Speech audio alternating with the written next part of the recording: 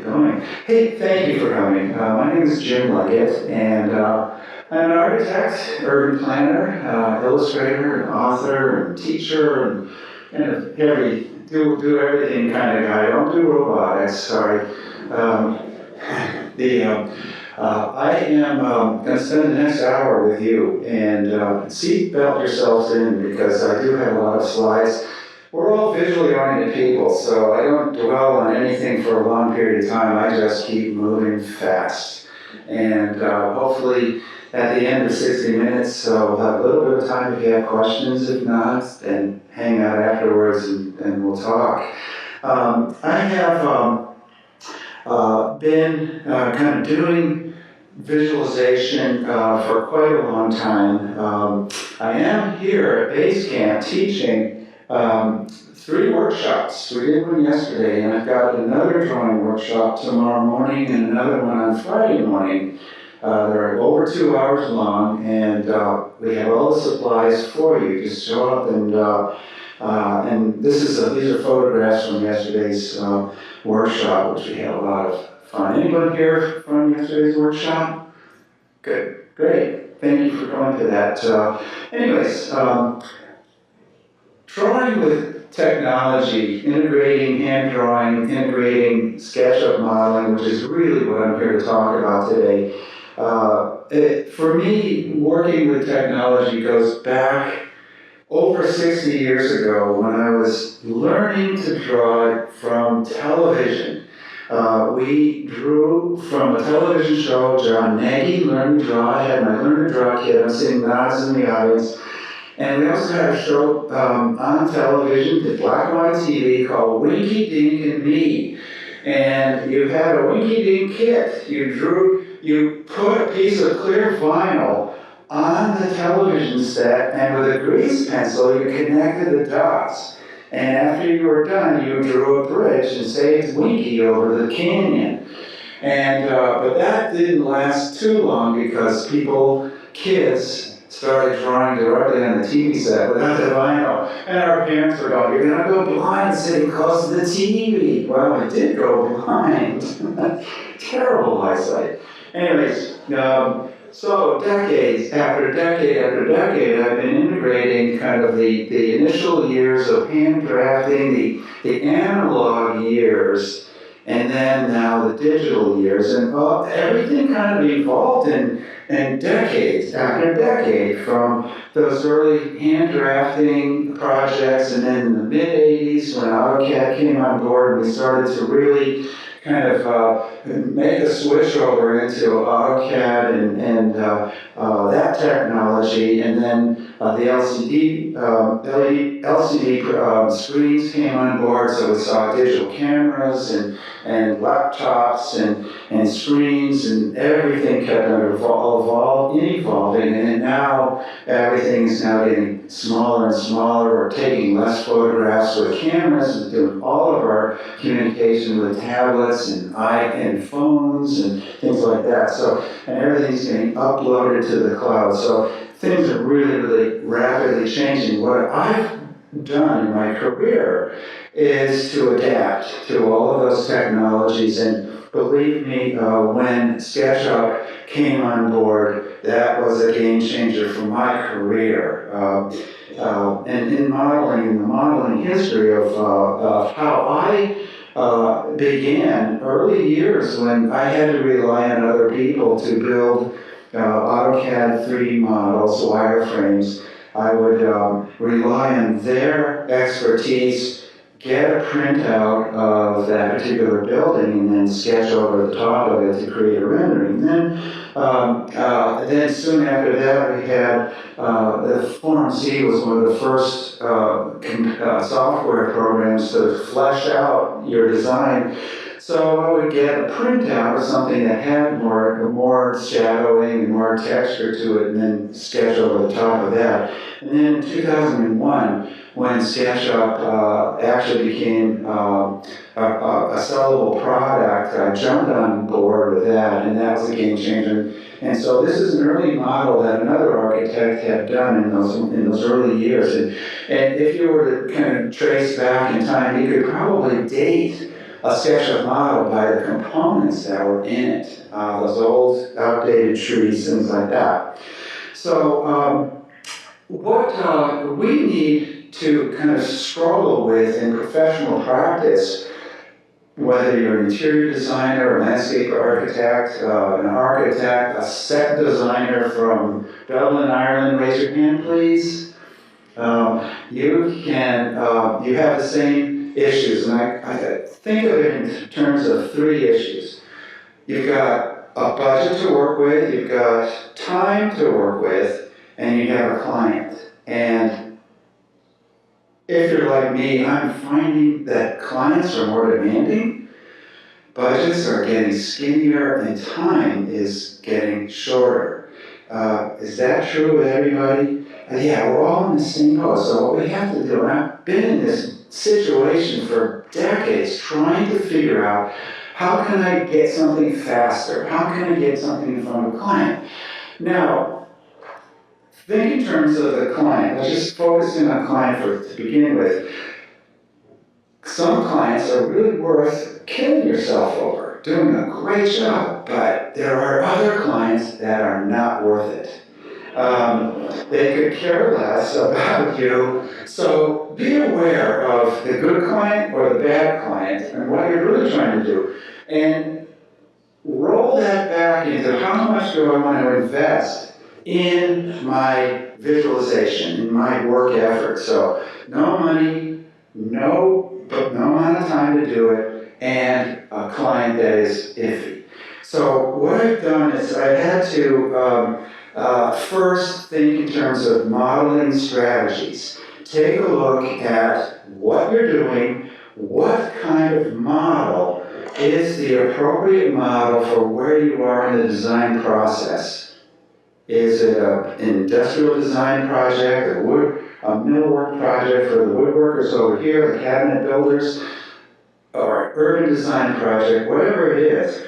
What are those categories? So here are the kind of the 5 categories that I've been able to kind of boil it down to, depending on how much time. So the first category, the massing model, it's just a standard block model. And in this case, it was a large kind of massing of a city.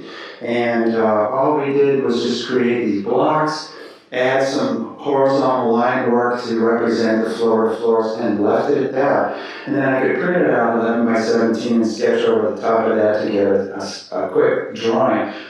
A lot of the work that I've done has always been in charrettes.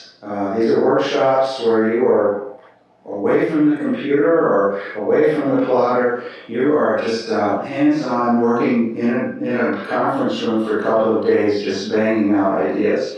Here's another one. City design, redevelopment of an industrial property.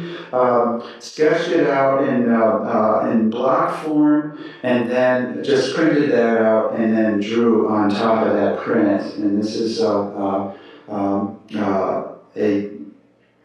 print composite drawing. This is one of the types of drawings that we do in my workshop that I'll do tomorrow.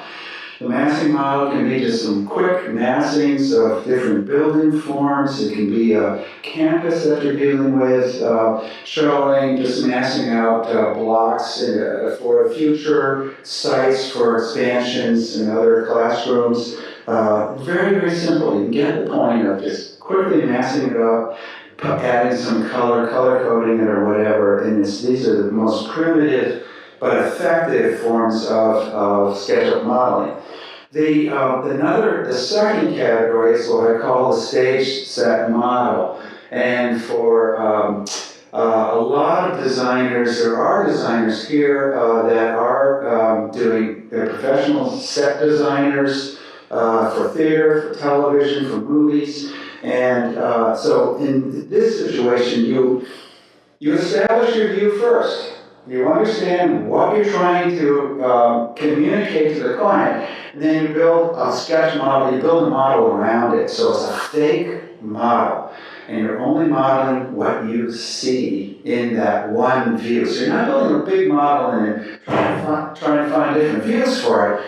You just build that view. and go and stop there. Here's one, an idea for an exhibit in an old gold mill building. I had a photograph of the inside, did a photo match, built it, this fake model, the stage set model, and then inserted ideas about the exhibits, and then eventually turned it into a drawing. We'll be talking a lot about drawing a little bit later in the show. This is right now focused on SketchUp modeling. Here's another one, same project, completely fake model. I built a house out of a photograph of the house. I took a picture of the valley and then just slapped it onto a face and then rolled it up, rotated it up, cut off the sky. And so you can see all of this was done specifically to create this one view. And that's it.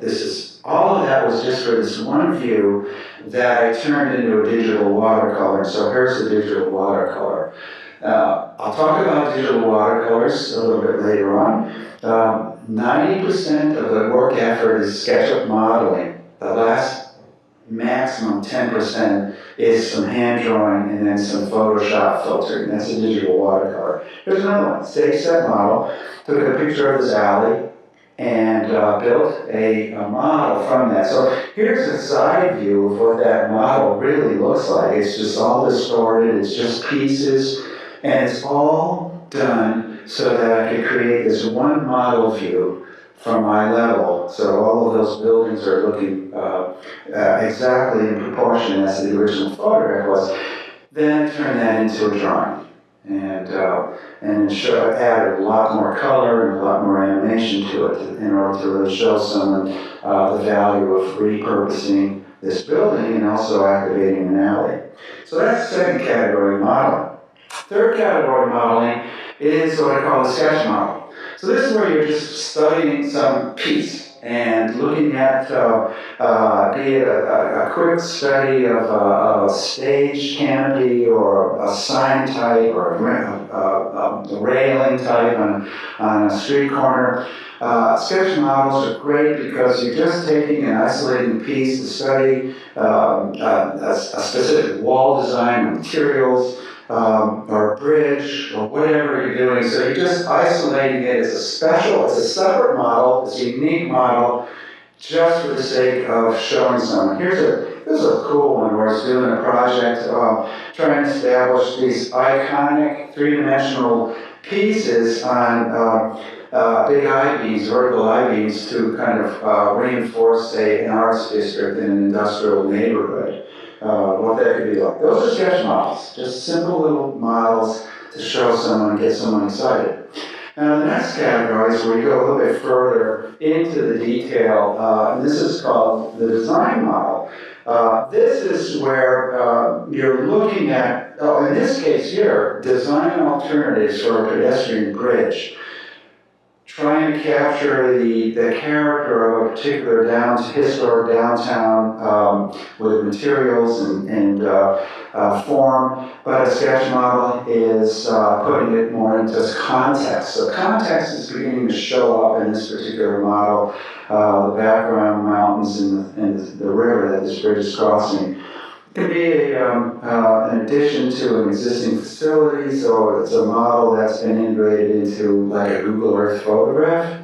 In this case here, this was integrated. This design model was a more detailed model to explore the different character of a downtown street that would be closed off. A hybrid event street is what it's called. We close it off for festivals, arts festivals, and music festivals. And through modeling, I was able to show what this would look like as a closed off and used as an event, and then another model version, another layer of the model showing what it would look like, just no event, and it's just cars parked on the street every day. So these design models could be a project that you're working on, an architectural amenity deck in a multifamily project, or a full-scale park. And why The reason for doing any of these models could be this one here, it could be anything. This one was almost pro bono. It was a model that I put together for fundraising to try to get money to build this park. So you could easily imagine yourself showing the model to the client just as is. But in this case here, I went ahead and I just printed it and then went over the print with a pen and ink, and then added some color marker and some colored pencil in this print composite kind of drawing method. And then the final fifth category of modeling is the presentation model. And this is a model that you may start with the intention of never going beyond model form, just presenting model images. And so it requires kind of a different strategy. Sometimes the model can get so large that you have to break the model up into pieces and focus in on the detail of each individual piece so it doesn't get super big. And in this case here, the air show model actually existed in about 3 or 4 pieces in order for me to really focus in and do almost the art direction of placing the components, placing the people, all so that I could show the client those images. So it never went beyond this stage. It was never drawn, never had to do any drawings for that. This was a street that was closed off in a historic neighborhood, permanently closed off and used as a public event space. And so we did the design from the very beginning to the end, all in models, all in SketchUp models, and showing that event space in various uses. If it was closed with a tents in one vignette, then you turn off that layer and turn on another layer and you show it full of people in a concert, that kind of thing. But with this presentation model, I was able to generate a lot of views from that model and then show details of how that space behaved from in front of storefronts or in front of a coffee shop, things like that, or children's play space. So the entire design concept and development, all the way to construction drawings, was done entirely with SketchUp. So these presentation models are actually very effective. Same thing with this downtown streetscape. Notice how I'm loading up the model now with context. It's got signage, it's got landscaping, it's got a background. It has street furniture, street lighting, cars, people, carefully positioned kind of lighting on it and sun angles, things like that. And it never went beyond this stage of just presentation model. Here's another goofy one that I did. It's this aquarium in Salt Lake wanted to buy, and I think they actually did get it.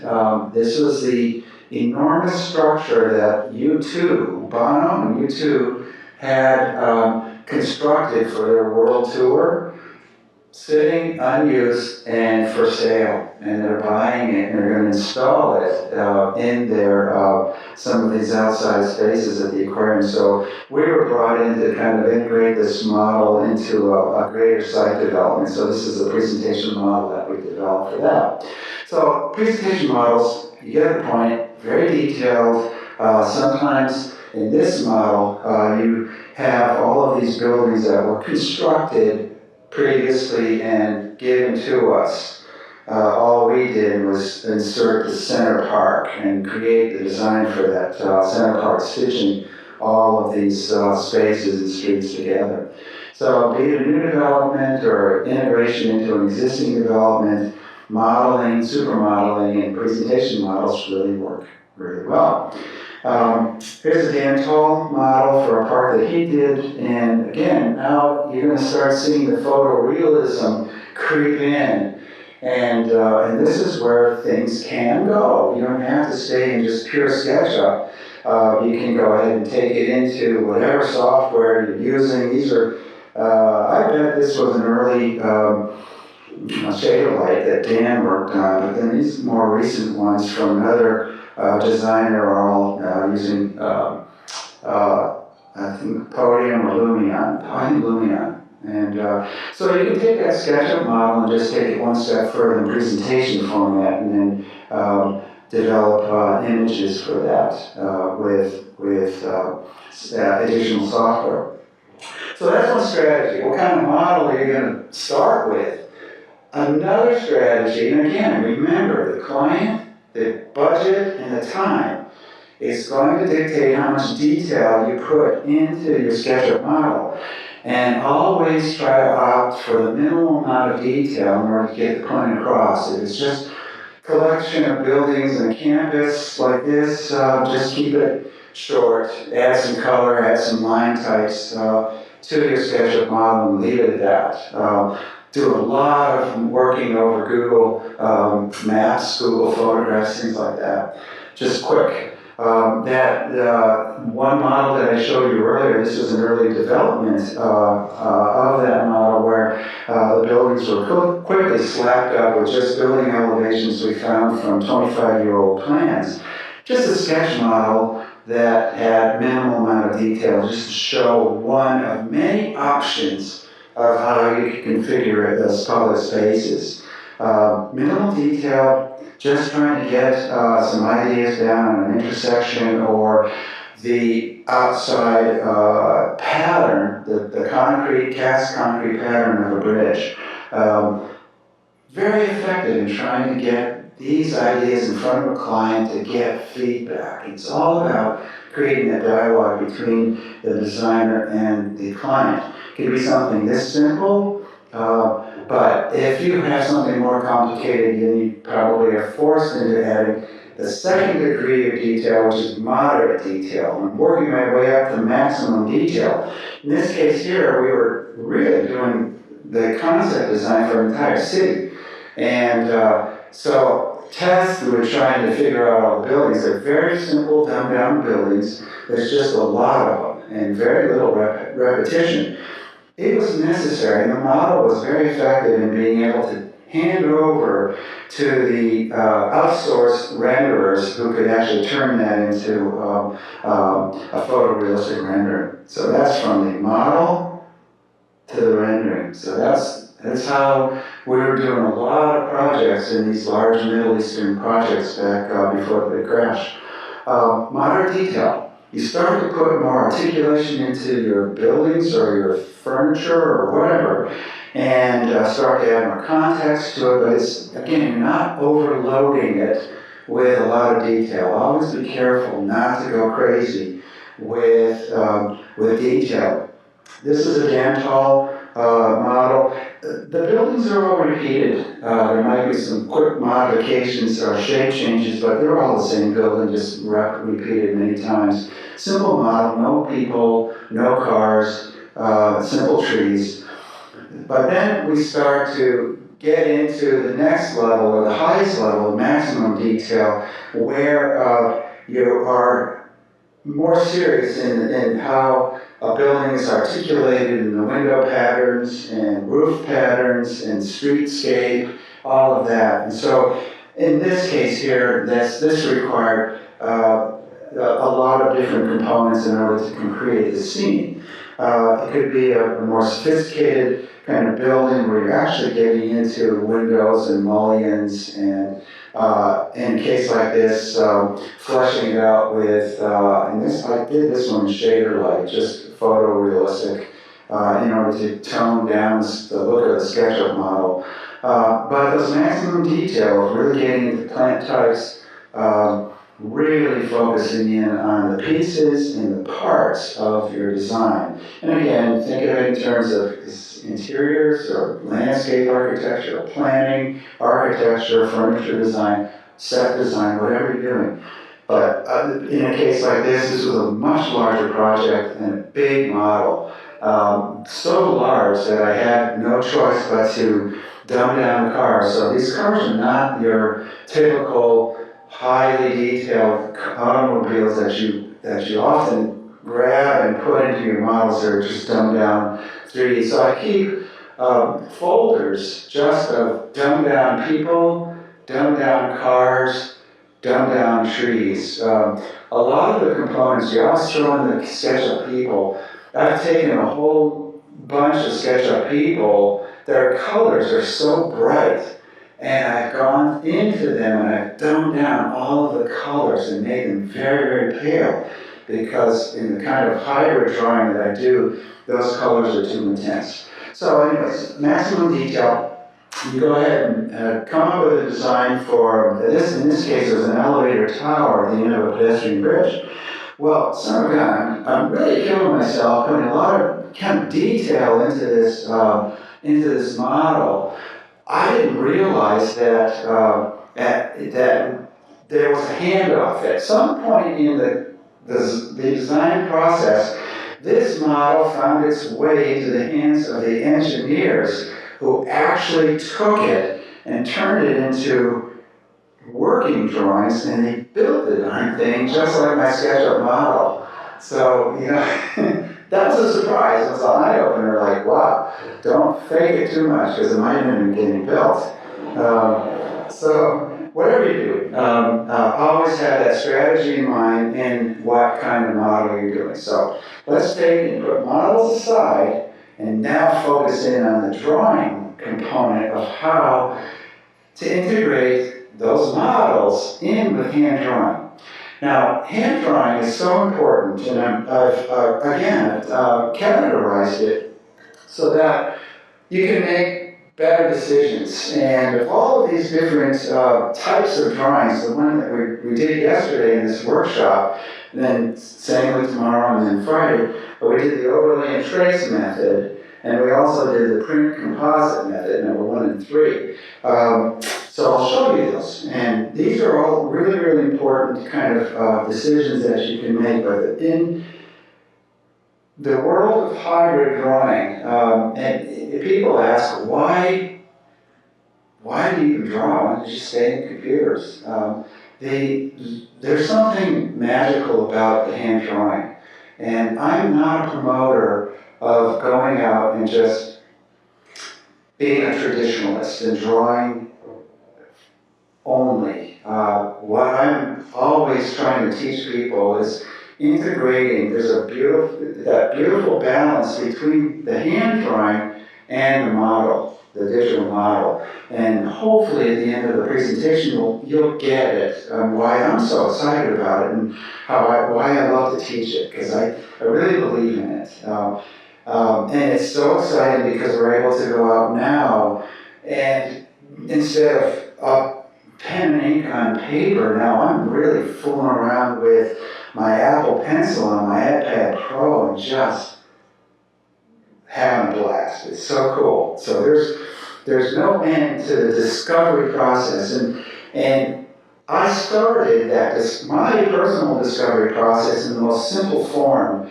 Long before modeling, it was photography, and I started the kind of that simple overlay and trace, that 3-step process of once you have a photograph, you print it, and then you take and overlay that print with tracing paper, and then you sketch in your design. You modify it, sketch in your design, and in this case in red pencil, and then the third step is to actually put another sheet of tracing paper over the top of that, and then you ink it in and color it in with marker and colored pencil. Overlay and trace, simple. Here's a case in which I was in a charrette, another one of those quick workshops, and we had no choice but to mass that model. So this model, as you see, is a block model, that massing model, simple. And then I just printed it out 11 by 17 and then just sketched right over the top of it, right in the middle of the workshop. People all around me, and I'm just drawing away, and that's the drawing.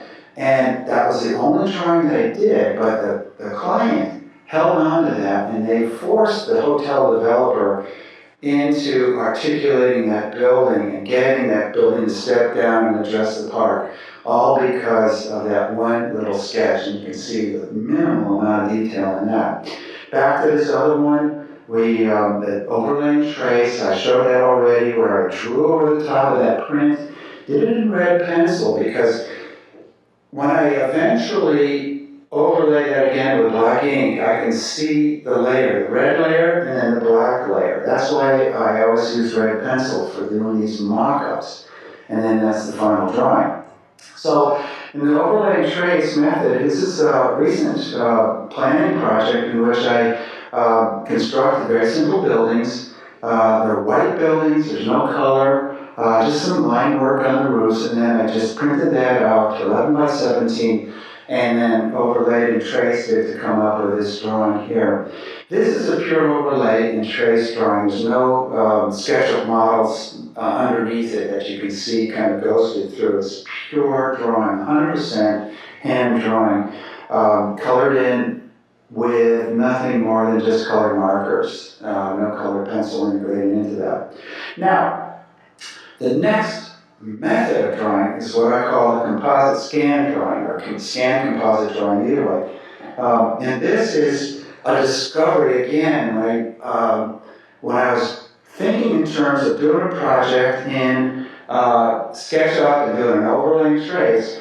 There's where I started. I was just fiddling around with this little corner park and built a SketchUp model, little block model, laid it on top of a scan of the site plan that the landscape architect had done. So it's just a simple scan, base plan, and then a block model. And so I put a piece of tracing paper over the top of that and sketched it. But then I discovered something that was really cool. What if I didn't? What if I just kept the two images together? What would it tell me? And son of a gun, this led to my discovery of that composite scan method.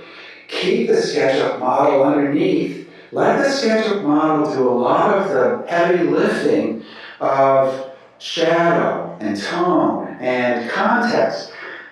And then the overlay drawing that I had shows much stronger. So there's a hierarchy now emerging in this drawing where the focus is on the park, but then the shaded or the ghosted images of the models, the other components of the model, give you that sense of place. And your mind fills in the pieces. Okay, I see what the buildings look like in the foreground. My mind and my imagination will fill in the rest.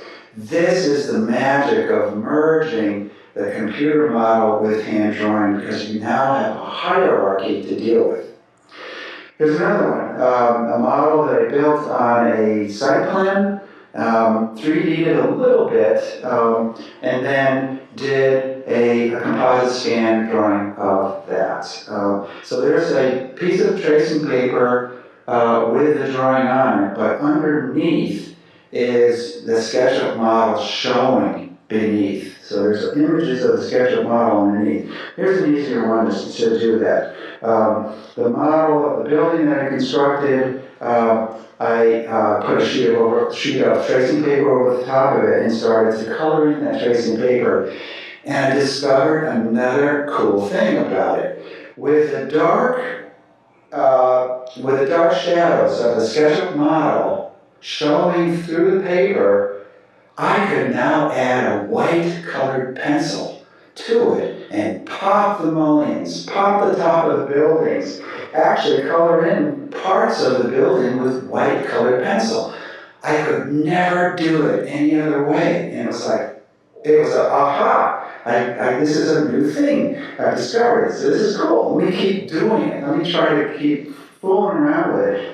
It's exactly the same thing on this drawing here. Look at how the white colored pencil is highlighting the edges of the car or the top of the umbrella or the windows.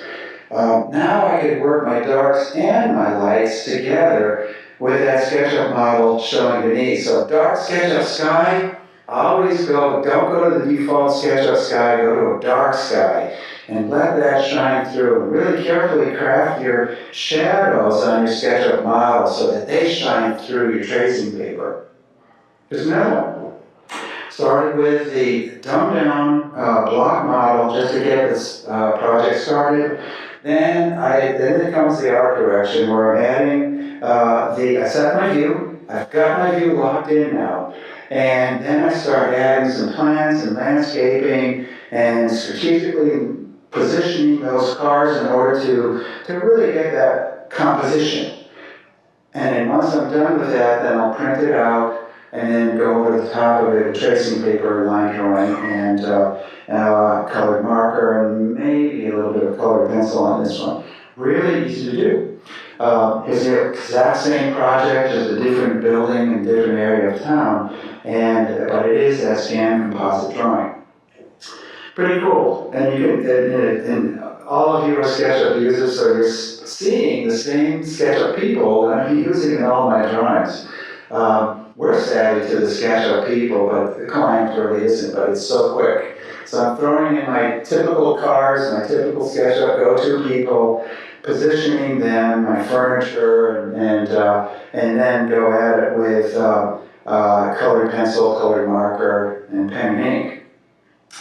Here was one that was really interesting, another simple discovery. We took this 3-block long section of a downtown 4 blocks long, trying to come up with an idea of renovating that block and popping the intersections, for example. So in the lower, and these are the stages of that drawing. In the lower right is the actual overlay and trace drawing, all by itself. But then, again, keeping the base underneath it, the drawing now creates a hierarchy. It shows the design. Think of the one in the lower right, and then now it is in context with the rest of the downtown. And so that's the beauty of being able to take and merge an image from beneath. So it's not a SketchUp model. It's from an aerial photograph, a Google Earth photo. So here's a study that I did. It's actually just a little step-by-step on how I did this project. Big development in the waterfront. Started with the block models. Critical to tell the client, this is the view I'm going to create. And so we're locking into the view. And then once I got the approval from the client, then I could go ahead and start to flesh out the buildings and put more detail. And again, these buildings, what you see is all I've built. And the buildings in the background are still very minimal detail because they're so far in the distance. Then I'm adding some boats and some people and some trees.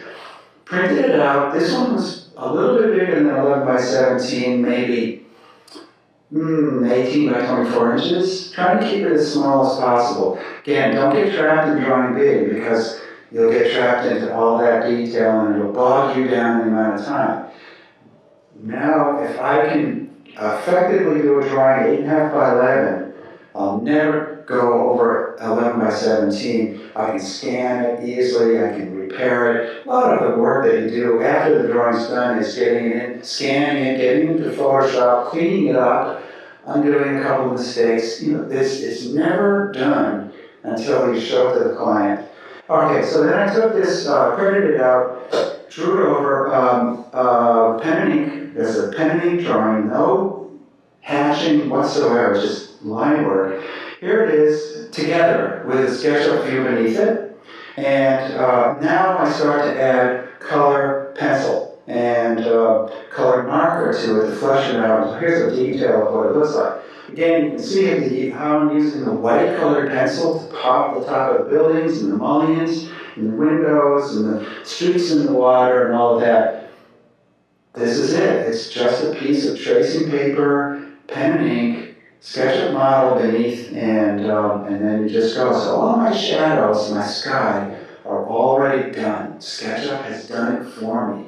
And that's the beauty. That's what I've discovered on how I can speed up the process and get better drawings in front of a client for design purposes, for getting that feedback. All right, print composite. We talked about that a little bit earlier. This was, again, I stumbled into this one as well. Why am I going to all that trouble to create that SketchUp model and print it out and then do this overlay and trace? Why don't I just figure out how to draw directly on the print? And so it was a simple process of just taking that SketchUp model view, exporting an image But instead of printing it full 100% color, I brought it into Photoshop and I dropped it back. Only 50% of that image was there. It's very, very light. Ghosted, think of it as a ghosted image, just enough to see. Then I started adding pen and ink and color to it. So here's the step-by-step. Big block model of development, printed. This one was the big end. Because of the size, I had the detail. I had to go a little bit larger than 11 by 17. Then I printed it out, and then I just attacked it with pen and ink, adding all of the flesh to it, all of the pieces and parts to the drawing. Scanned it, put that aside just as a record copy, and then I went ahead and then colored it in with colored marker and some colored pencil. Really nifty. I thought that was pretty cool. And so I just kept on going and going, trying to figure out other ways of building the SketchUp model and then just drawing right on top of the print. And that led to some rules of doing this. And one of them was if you're going to involve markers, markers are alcohol-based markers. So you don't use a laser print with toner-based print, because it will melt the toner. So if you're going to use markers, you have to make a print with an inkjet. So it could be a plotter, your typical plotter, or an inkjet printer at home. The other rule is the kind of pen you use. Very fine tip pen. We're experimenting around with gel pens in our drawing workshop here, and they seem to work really well. And then, of course, you have to lighten that image. This is a recent project, large-scale kind of development of a lakeside property. Built the model, and then I started to kind of rotate around the model, looking for a good view to select in order to do just a couple of quick sketches. It was, and then one in the upper right, the view in the upper right was the one that I thought was the best in order to do that sketch. And then it was, again, I printed it, I lightened it up, really light, and then printed it out, and then did pen and ink on top of that with some marker and maybe some colored pencil. Same thing here, a section of that development, a little barn that was used as sort of an event center, focused in on that and did a sketch from that. So that's very easy to do. Very effective, because if you're going to get that model, utilize that model, and then develop some sketches from it. Why not just show the SketchUp model? Well, it doesn't have all of the ambiance and the color and the character and the humanity, and it's not as it's hard and it's not friendly. A little side note, as I keep going through the slideshow, the two examples. A client, an architect in Jackson, Wyoming, designed a house for this couple, and he did this computer rendering of the house and showed it to the couple, and they picked on the color of the brick, or something like that. And they didn't like it. They didn't think it was that good. And so he went back to the studio. He traced over his computer model. He traced over that same image. Did hand rendering, hand drawing, showed it to the client, and they loved it. And I was like, whoa. And it was a classic example of not the design that they were intimidated by. They were intimidated by the computer model. Another architect in New Jersey did the same thing. He had an elementary school. He was going to show this concept of the school to the city council. Last second, he balked. This photorealistic rendering that someone in his architect's office did was too stiff. And so what he did is he went back and he traced over that rendering, did a hand drawing, showed the hand drawing to the city council, and they approved the school. But what he found out later on, the mayor framed it and put it on his wall, because it was an original piece of artwork, which was pretty cool. And it was a stunning thing. So anyways, this development, I found a view here. Once I locked in that view, I printed it light, and then started attacking it with colored with pen and ink. This is just a ballpoint pen, and then colored marker, and then there's the final drawing what it looked like with some a little bit of colored pencil on top of it. So these are really, really effective ways of this print composite method of visualization. Same thing here, simple block model when we were doing the charrette. Developed a little bit more of a detailed model later on to focus in on this old historic stone building. Did a quick sketch of what it looked like. You can see the model view and then the final sketch, and then same thing here, a little bit more close-in drawing of what this stone building would look like. So just a vehicle maintenance shop right now, and they want to turn it into a kind of a key signature piece of this development of repurposed buildings. Same thing, print composite. This is the cover of my book, Drawing Shortcuts. SketchUp model, printing it, and then just attacking it with marker and pencil, just trying to flush it out, give it that character, give it that hand-drawn look.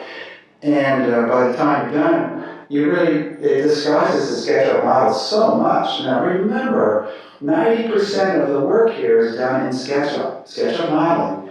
10% is done in actually the hand drawing and coloring. So that's the proportion of how much creative energy I'm putting into this thing. So always keep in mind, if you're a good modeler, you can just take that extra step and add a little bit of hand drawing on top of it.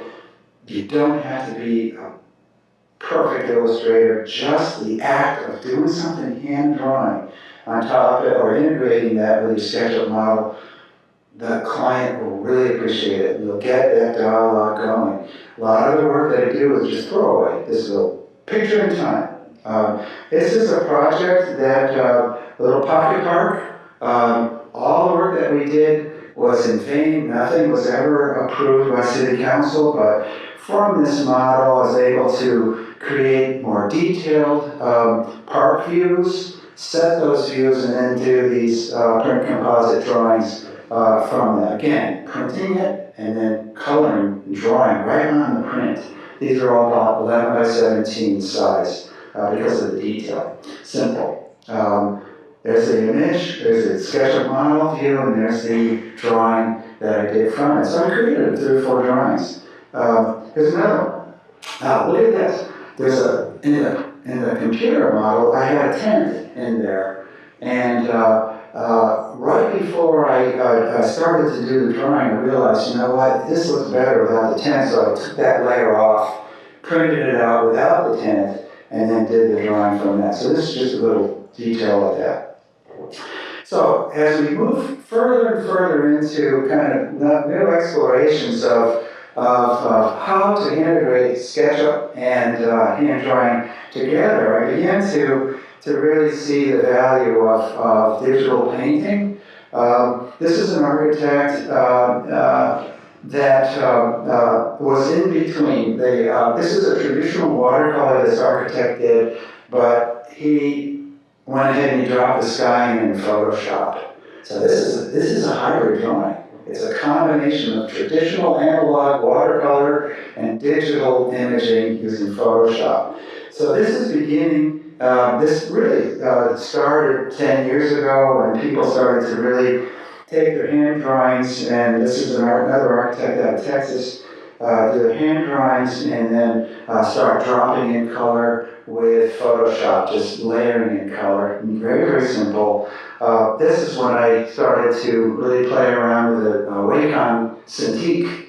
I had a 15-year-old Cintiq. That thing it should have a vintage Cintiq sticker on it or something.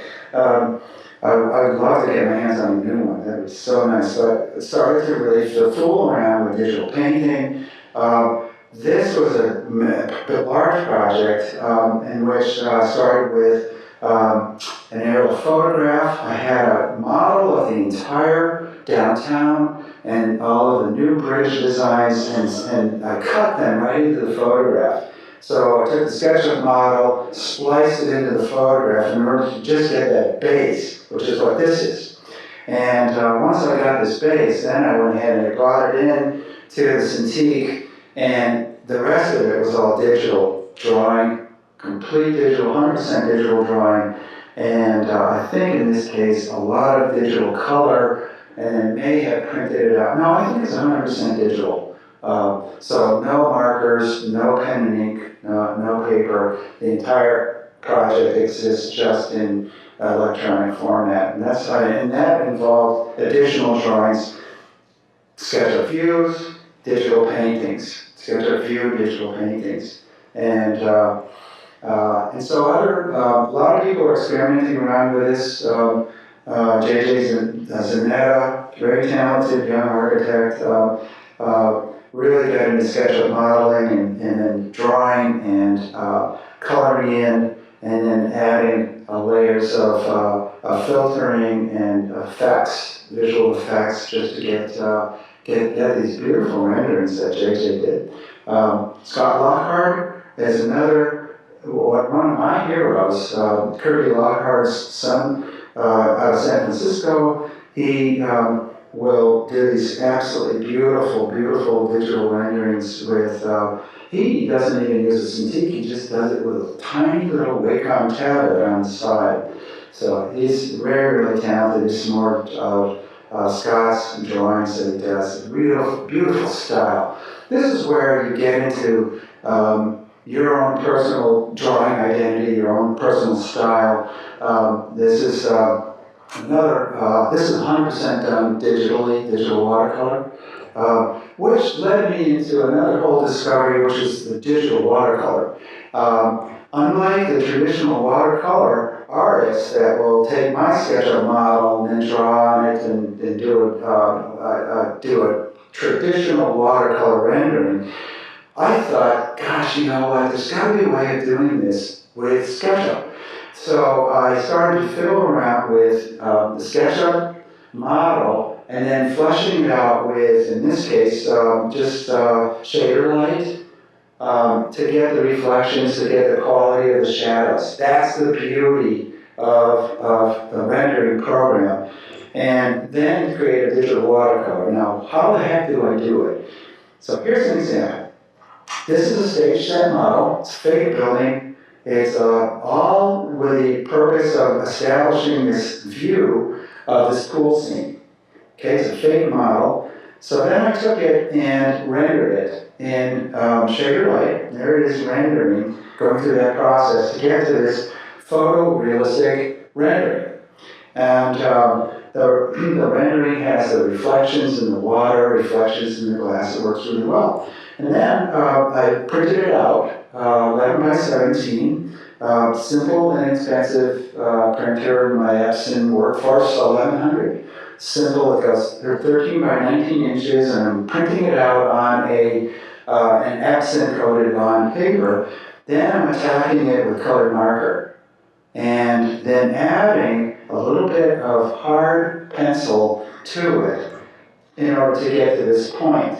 The rendering looks, or the drawing looks a little bit kind of faded out, a little weak, but then I brought it into Photoshop and brought it into the watercolor filter in Photoshop. Just really simple, basic stuff, and filtered it.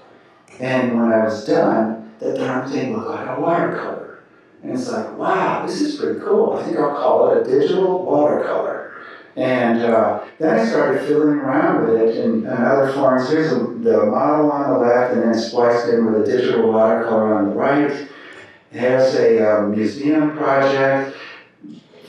It was a cool discovery, and I could do it at home, didn't have to rely on anybody else to do it. I could get the building from the architect, then do my thing to it, and then turn it into a digital watercolor. This is fooling around. I just pulled a bunch of houses off a 3D warehouse and put them together just to try to play around with it and see if I could make a SketchUp model look like a digital watercolor by adding some marker, hand drawing to it, and then filtering it. So here's the step-by-step of the model, and then the final digital watercolor like that. So I really got into it. It's really kind of cool, and started to just kind of head in the direction of doing cool projects with SketchUp models and then this digital watercolor process.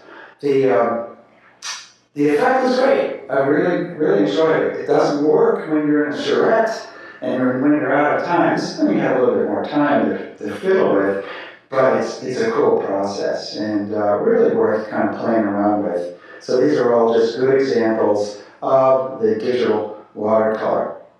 There's a SketchUp model, there's the digital watercolor, and if I were to blow it up, you can see the side by side of the SketchUp model and the digital watercolor. You can see how there's a granular look to the drawing and this little kind of outline that created by the watercolor filter.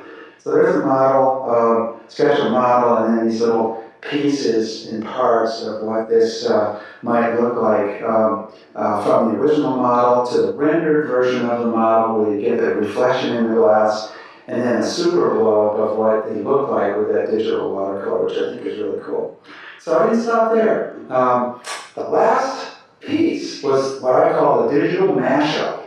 And this is where you begin to integrate three things. I've integrated photography, hand drawing, and SketchUp modeling.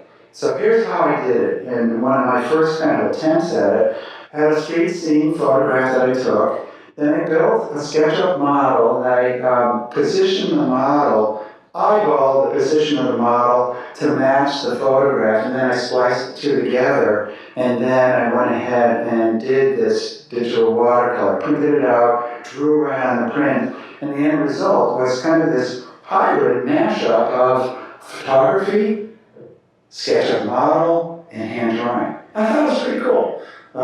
Just another experiment.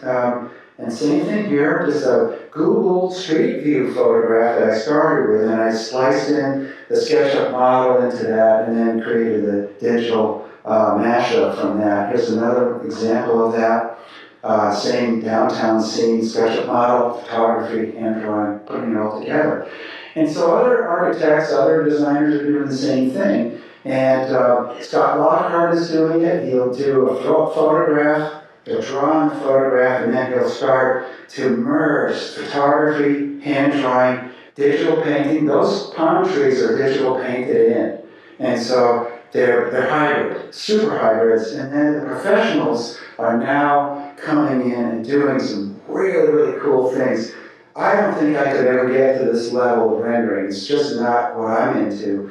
But there's some really talented people out there that are merging SketchUp models, photography, digital painting, Photoshop, all into these beautiful renderings. So in conclusion, the imperfection of the hybrid drawing is where my head's at. And it's what I love to teach others and share with others. And my journey is not over yet. I'm still kind of playing around. And so coming to Basecamp, I'm learning new tricks and things that I didn't know about, and I'm just like dying to try them out. But if you can walk away with just a little bit of inspiration today, that makes it really worth it for me that I've kind of gotten the word out. So thank you so much.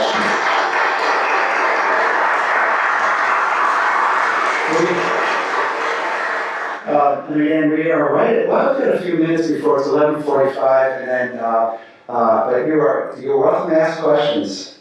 Yes? I have a question. Have you used this for any public murals to show the city or people that are interested in doing a public mural project, what that would look like? I think he's asked about if you were, somebody might be doing a public mural and do you develop that ahead of time. I have not done one, but it's a perfect example of where you take a photograph of the building, you have your mural sketch, and you splice the two of them together. That's an easy thing to do. Good question. Any other questions? Yes, sir.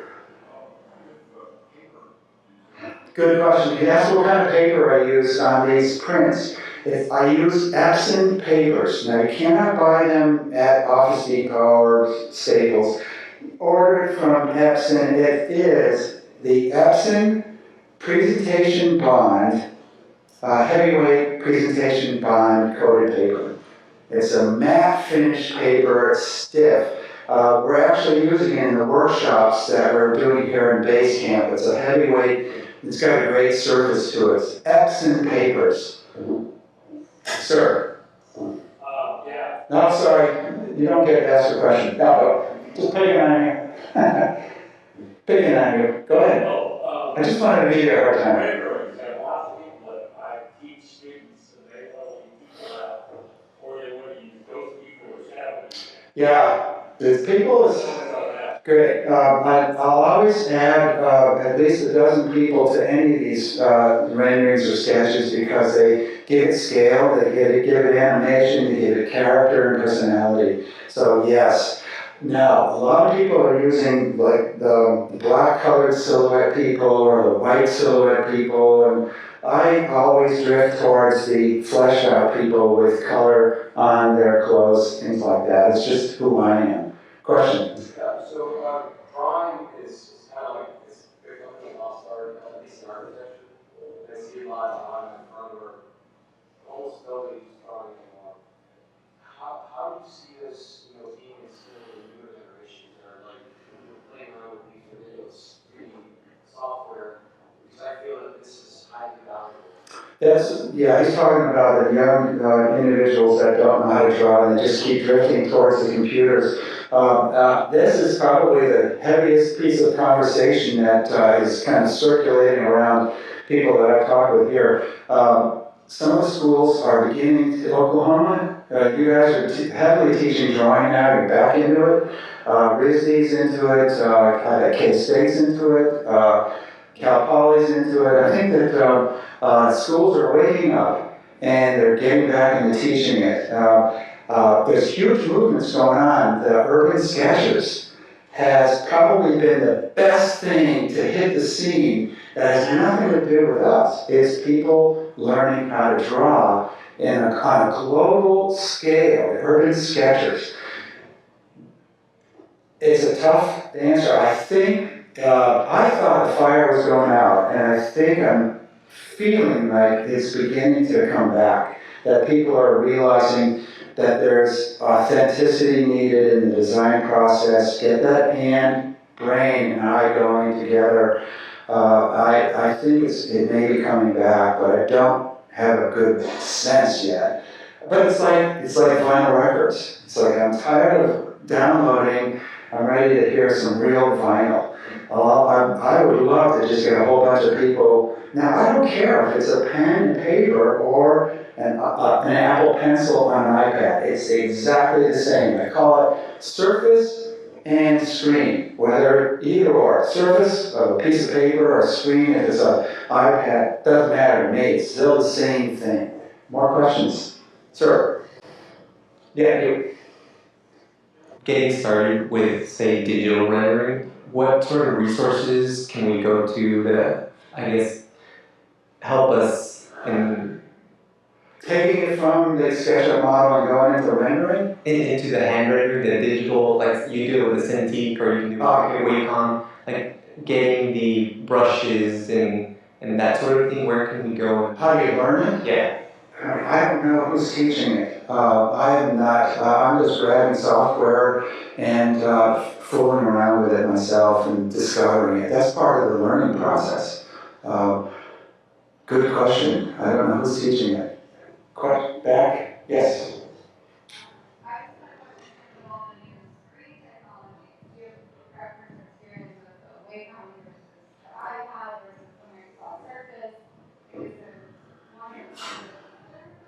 The iPad is portable. The Wacom is a desktop. I had the iPad, 17-inch iPad Pro, the big one, and I love it. But I tell you, I would love to get a 24-inch Wacom Cintiq. Those are hot machines. Question in front.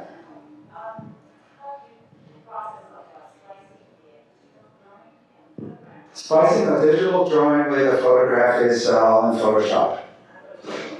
We're done? Okay. Questions over here? These are great questions. Yes? What are your thoughts on like the, because I get what you're saying about like that organic feel is always going to, provide that human warmth and friendliness in an image. What are your thoughts on like SketchUp styles and like the pencil drawing styles that they provide? When SketchUp began, it was, they just had that line, simple line. And there were a couple of us, Steve Bowles, myself, I always hung out with these guys up in Boulder and pushing how to integrate the hand drawing into the software and the modeling software. And they started to wake up and go, you know what? I think we can come up with some line types. And it creates soften that edge and overlap those edges and get some bulby things and broken line and things like that. But, and that's all good, you can do that, but if you don't get too fancy with it. One of the techniques that is so important to understand is when you have a SketchUp view and you're exporting it, is to make sure that you're exporting at a high resolution. When you go to your options button, it could default. I mean, my earliest renderings were, I didn't know this trick. And so I was defaulting at a really fat line, and pixelated line. And now I'll export something at almost 1,000 pixels in order to get the finest line possible. And then I'll get tricky and I'll export the line work, I'll export the shadows and start getting into layers. I mean, it all is a matter of just how much time and expertise. But the bottom line is this, whatever excites you, whatever turns you on, it's like, I think I'll fiddle around with this and see where it goes. You'll be surprised that you'll develop your own style. And before long, someone will be recognizing, oh, that's Jack's style, that's Kurt's style. I can recognize his or her work anywhere. And then you just keep going. I bet you could probably see my drawings and spot my style a mile away. So keep experimenting, see where it goes. More questions? All right, we are done. Thank you.